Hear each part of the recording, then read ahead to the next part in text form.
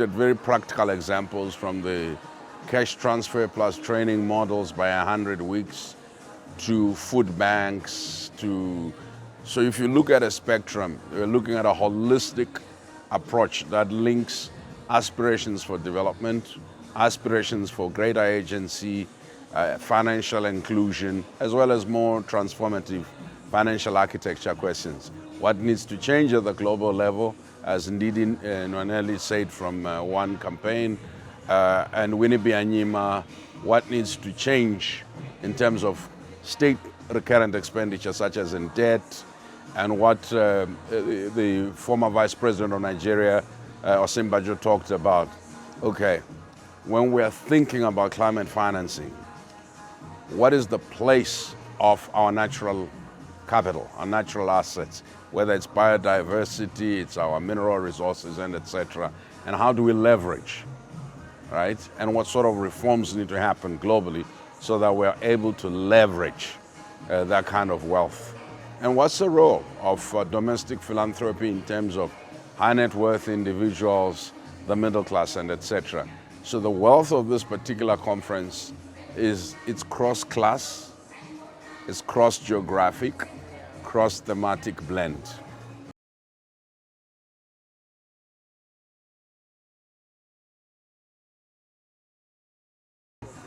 So one of the challenges arising out of this is how to turn the broad knowledge into, hopefully, when one looks at the future of this conference, clinics, how-to clinics, as opposed to the information spaces that are sharing, this is what we're doing.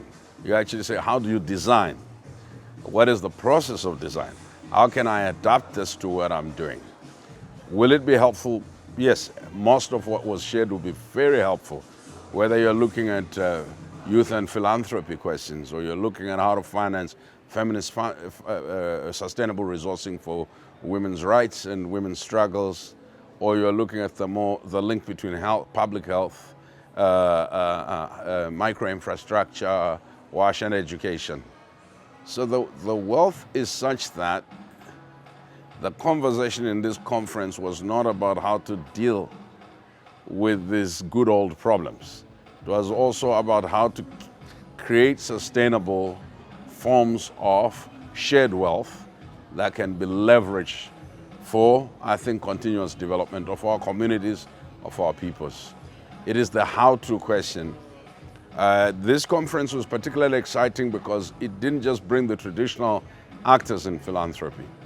It began to bring a few more people from business who are working in finance, a few more people who are working on social development. So it's wealthy. So hopefully we will have impact investors, more impact investors. We will have more people who are doing financial deals, more people who are looking at foreign direct investments. We already have people here who deal with remittances. And so this blending allows us to look at funding at intersections and using blended forms of finance to deal with questions that can be answered with either foundation funding, public funding, and etc.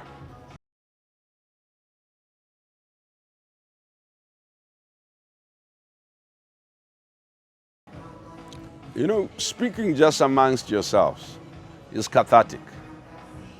But beginning to take this conversation to shape public narrative and public policy should be the next stage.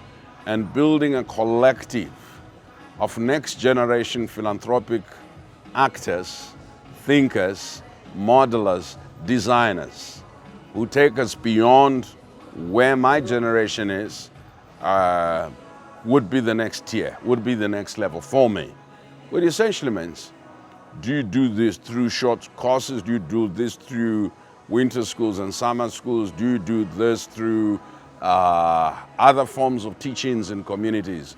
Do you do this as a gathering of practitioners in clinics, together with funders, together with scholars and researchers?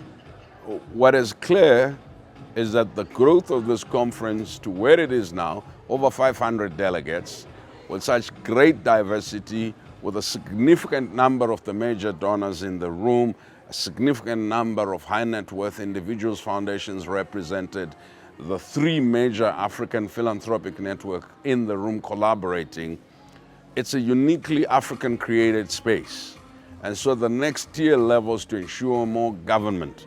Everywhere that this conference has gone, it has enabled to attract the host government. I'm hoping that when it goes to its next venue, what you can have is more than just the host government. You'll have ministers who are responsible for philanthropy, the African Union and regional economy, so that we have the academic conference, the policy conference, and then the practitioners conference. Yeah.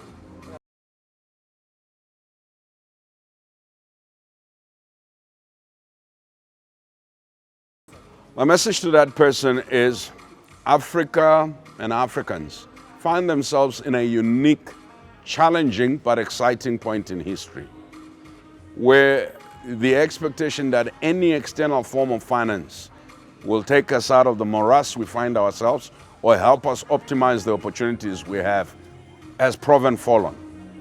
So this is the space where you get to meet with like-minded people whose singular concern is this, that Africa can, and Africa must, and Africa will. And it requires a multiplicity of skills and experiences to shape the can, the will that Africans have. Which essentially means whether you're working in policy, you're working in investments, you're working in banking, you're working in accounting and regulation, you're working in modeling or community development, this is the space where your skills could co-create the most transformative approach to African development.